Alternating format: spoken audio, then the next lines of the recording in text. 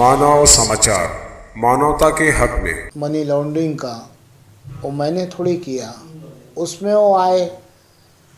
दूसरी चीज़ ये है सर कि हमने, आप मीडिया शहर अच्छी तरीके से जानता है कि मैं तकरीबन 12 साल से लैंड माफिया, ज़मीन माफिया और ज़मीन माफिया जो गैर कानूनी ज़मीनें बेच रहे हैं, वो गैर कानूनी ज़मीनें जो आवाम की खुद की मिल्कियत है, महानगर पालिका की मिल्कियत है, जैसे गार्डन के लिए, स्कूल के लिए, हॉस्पिटल के लिए, सब्जी मार्केट के लिए वगैरह वगैरह। मैं लड़ रहा हूँ घरकुल के लिए, जिसमें 200 करोड़ से ज़्यादा की बदउनवानी हुई है। आप मेरे पास 10 साल पुराने लेटर भी है, उसी मुद्दे पे मैं लड़ रहा हूँ। आज भी उसी मुद्दे पे मैं कायम हूँ और इंशाल्लाह कल भी मैं उसी मुद्दे पे कायम रहूँगा। सर, मैं कौन होता हूँ उनको यहाँ लाने वाला? मालेगांव शहर में ईडी की चौकसी शुरू हुई। ईडी मालेगांव शहर में आई। हम खुद डॉक्टर किरीट सोमैया जी हमारी ऑफिस तक आए। हमारी ऑफिस पे तो दुश्मन भी आएगा तो हम उसका इस्तकबाल करेंगे। उन्होंने उस दिन ईडी के सिलसिले से आए थे और ईडी की जांच लगाई थी। जो गुनहगार है हम उसकी तरफ से कभी ना बोले थे ना बोलेंगे, है ना। उसके ऊपर कार्रवाई होनी चाहिए, कड़ी से कड़ी कार्रवाई होनी चाहिए। अगर जो कार्रवाई कर रहे तो हम उनका खैर मकदम करेंगे। रह का गया सवाल, साहब ने जो आज मालेगांव शहर के लिए, मालेगांव शहर की एक भोली भाली आवाम, हिंदुस्तान भर में ऐसी आवाम नहीं मिलेगी जो मालेगांव शहर की आवाम है। इतने बड़े दिल वाली, इतनी साफ़ सुथरी आवाम। और साहब ने हमारे शहर को बोल के कहा आज गए कि मालेगांव शहर जो है रोहिंग्याओं का जाल बिछा हुआ है। सर, मैं पूछना चाह रहा हूँ, मालेगांव शहर सेंट्रल, मालेगांव आउटर, 2 एमएलए हैं मालेगांव शहर के। सर, मालेगांव शहर में एडिशनल कलेक्टर है, एडिशनल एसपी है। मालेगांव शहर के अंदर में सर, मालेगांव शहर के अंदर में 7 बड़े बड़े पुलिस स्टेशन हैं, 7 पीआई है, महानगर पालिका है, तहसील है, प्रांत है। यानी इन सब के होते हुए अगर जो कोई आ रहा है तो गलती मालेगांव शहर की आवाम की तो नहीं है ना। आप जनता को नहीं बोल सकते हो ना कि जनता का कुछ कसूर है इसके अंदर। जो ऑफिसर इसमें मुलविस है, खुद डॉक्टर किरीट सोमैया जी ने कहा कि इसमें तहसील, प्रांत, कारपोरेशन के अफसरान ने माना कि हमारे लोगों की चूक है, हमारी गलती से हुआ है। यानी रिश्वतखोरी, बदउनवानी की इंतहा इतनी हो गई है कि सड़कों की करप्शन, गटरों का करप्शन, तामीरी काम में करप्शन, घरकुल योजना में करप्शन, ज़मीन माफिया में करप्शन, ये सब तो ठीक है। लेकिन अब आपकी हिम्मत इतनी बढ़ गई है कि कोई अगर जो बाहर मुल्कों का हमारे शहर में आ रहा है तो इन ऑफिसरान उनकी मदद करेंगे तो उसमें शहर का क्या लेना देना। हमारा साहब से कहना है कि जिन ऑफिसरों ने गलती की है उनके ऊपर से ही आप कार्रवाई शुरू कर दो ना। पहले इन्हें जेल की सलाखों के पीछे डालो कि सरकार का आदमी, सरकार की पगार खाने वाला आदमी, वो किस तरीके से वो इनकी मदद किया। देशद्रोहियों की मदद करना, ये देश के गद्दार है ये ऑफिसर, जो भी उनके साथ मुलविस है। इन गद्दारों को कड़ी से कड़ी सजा मिलनी चाहिए। आप जो है उनके ऊपर कार्रवाई कीजिए ना। आपके पास सबूत है, आप सबूत के बिना पे काम कीजिए। इसका मतलब ये थोड़ी कि मालेगांव शहर की पूरी आवाम उनके साथ में खड़ी है। मालेगांव शहर की आवाम को तो ये भी नहीं पता है कि रोहिंग्या कौन है, झोड़गे का कौन है, धुलिये का कौन है, मड़माड़ का कौन है, बम्बई का कौन है। तो रोहिंग्या तो बहुत दूर की बात है। यहाँ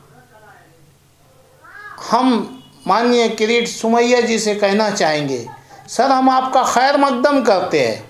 आप मालेगांव शहर में बदउनवानी, भ्रष्टाचारी के खिलाफ ईडी की चौकसी बिठाइए, हम आपके साथ हैं। लेकिन जिन लोगों ने बदउनवानी की है, भ्रष्टाचारी की है, जनता के साथ में जुल्म किया है, उन पे आप कार्रवाई कीजिए।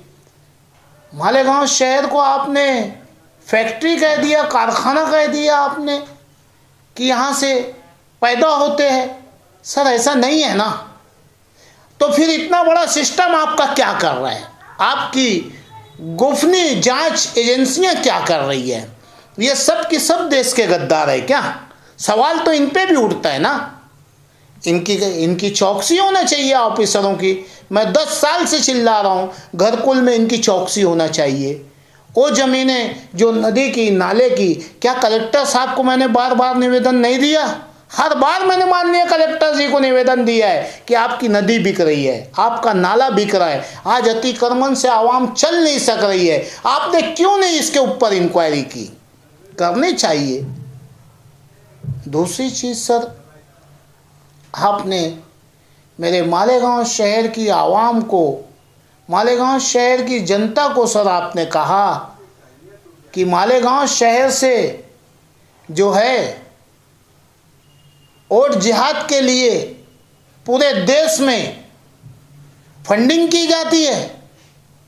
सर मैं आप मीडिया के चैनल के द्वारा माननीय किरीट सोमैया जी आपको चैलेंज कर रहा हूं। सर मैं आपको चैलेंज कर रहा हूं सर, मेरे मालेगांव शहर की जांच कर ली जाए सर।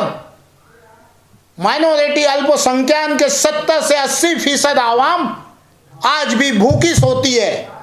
ये फंडिंग करेंगी ये गरीब जनता? सर हमें सब मार रहे हैं, हमारे मार रहे हैं, दूसरे मार रहे हैं। आपको ऊपर वाले ने ताकत दी है, इस देश में बड़ी कुर्सी दी है, आप हमारे साथ इंसाफ कीजिए। कम से कम इस तरीके का बददुमा दाग हमारे शहर पे लगाना। ये शहर मुसलमानों की बाप की जागीर नहीं है, ये शहर हिंदू मुसलमानों का शहर है। मालेगांव शहर सबका शहर है, किसी की एक की प्रॉपर्टी नहीं है। तो इन गरीब लोगों के बारे में कोई नहीं सोचता है, जो हर सरकार की स्कीमों से वंचित है। हम लोग घरकुल को मैं चिल्ला रहा हूं कि 200 से ऊपर, 200 करोड़ के ऊपर का घोटाला है, उसी में किरीट सोमैया जी आए ऊपर के आदेश से, तो क्यों नहीं इस पर इंक्वायरी होती? वो नदी बिकी, वो नाले बिके, उस पर क्यों नहीं इंक्वायरी होती? कोई अगर जो गुनहगार है आप उस पर कार्रवाई कीजिए। मालेगांव शहर के मौजूदा एमएलए साहब की जिम्मेदारी है। मीडिया के लोगों, ये हमारे शहर के एमएलए साहब की जिम्मेदारी है। ओ घरकुल में उनका मुंह बंद, जमीन माफियाओं में उनका मुंह बंद, दीगर तमाम भ्रष्टाचारी बदउनवानी में उनका मुंह बंद। अरे भाई साहब, नीतीश राणे जी आते हैं, मालेगांव शहर को अनाप शनाप बोल के चले जाते हैं, आपका मुंह बंद। अब तो हद हो गई कि मालेगांव शहर को रोहिंग्याओं का अड्डा बता दिया गया। तो इसीलिए मालेगांव शहर की आवाम ने आपको 1,10,000 वोटें दे करके चुन के लाई है कि तुम इनकी बात का जवाब तक मत दो। ये शहर के एमएलए की जिम्मेदारी है कि उनकी प्रेस कॉन्फ्रेंस के बाद तुम उनसे नहीं मिल सकते थे तो यहाँ आपको बुला करके एक प्रेस कॉन्फ्रेंस लेते और ये कहते कि आपके पास जो सबूत है आप कार्रवाई करिए, हम आपके साथ खड़े हैं। लेकिन पूरे शहर को आपको कोई हक नहीं बनता कि आप हमारे शहर को जो है गलत सलत बोलें। ये शहर का एमएलए, अरे भाई बदउनवानी पे क्यों तुम्हारा मुंह बंद है? इसलिए कि किरीट सोमैया जी के हाथ में ईडी सीबीआई है, तुम्हारे घर ईडी आ जाएंगी मुंह खोलेंगे तो। अरे बैतुल माल आप लोगों ने इतना खाया है कि सच बोलने के लिए भी डरते। आप लोगों ने मसला लाया स्टेज पे कब्रिस्तान का, आप लोगों ने मसला लाया आईडीएक्स का, आप लोगों ने मसला लाया 30,000 40,000 वोट बढ़ने की और घटने का। गुनहगार तो आप है। मेरी माननीय किरीट सोमैया जी से गुजारिश है कि सर आप हमारे शहर को इस तरीके से बदनाम नहीं कर सकते। जो गुनहगार है और रिजवान बैटरी वाला गुनहगार है तो उस पर आप कार्रवाई कीजिए सर, लेकिन उससे मालेगांव शहर को मत जोड़िए। अगली टाइम ऐसा हुआ तो मालेगांव आवामी पार्टी आज आपके जुमले का निषेध तो करती है, इसका भरपूर मजम्मत करती है। आइंदा आपको हम आपको इज्जत दिए सर, हम दिल बड़ा करके आपका इस्तकबाल किए सर। और सर मालेगांव का हर मुसलमान आपके लिए बाहें फैला के खड़ा है, आप आइए, आपका वेलकम है। लेकिन आप आके हम सब कुछ सुन सकते हैं। दहशतगर्दों के साथ हमारा नाम नहीं जोड़ना, दहशतगर्दों से हमारा नाम नहीं जोड़ना मालेगांव वालों का, नहीं तो अगली टाइम हम आपको काले झंडे से आपका इस्तकबाल करेंगे। मेरी शहर की आवाम से गुजारिश है, आपने बड़े जोश और जज्बात में, बहुत जोश में जा करके इन्हें वोट मारा है। ये 5 साल का पीरियड आप भूल जाते हो कि आपके बारे में कौन क्या बोलता है। रिजवान बैटरी वाला बोल रहा है शहर के लीडवान बदउनवान हैं, शहर के कमिश्नर से लेकर ऑफिसरान बदउनवान हैं, इनकी इंक्वायरी होनी चाहिए। मालेगांव शहर को बचाने की जिम्मेदारी अब मालेगांव शहर की आवाम की है।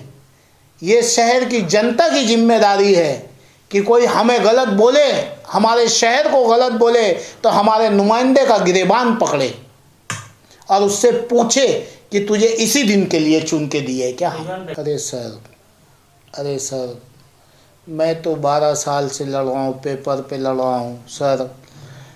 वो एक जिम्मेदार व्यक्ति है, अगर जो उस सिमत में वो कार्रवाई करने के लिए आए हैं तो मैं आज आपके चैनल के माध्यम से पूछना चाह रहा हूँ, मेरे वो मजलूम गरीब आवाम जिन्होंने अपने पेट को काट के अपने बच्चों के मुस्तकबिल को तबाह करके सर उन्होंने गैर कानूनी ज़मीनें फंसा दी गई इन गरीबों को, इनकी कार्रवाई नहीं होनी चाहिए।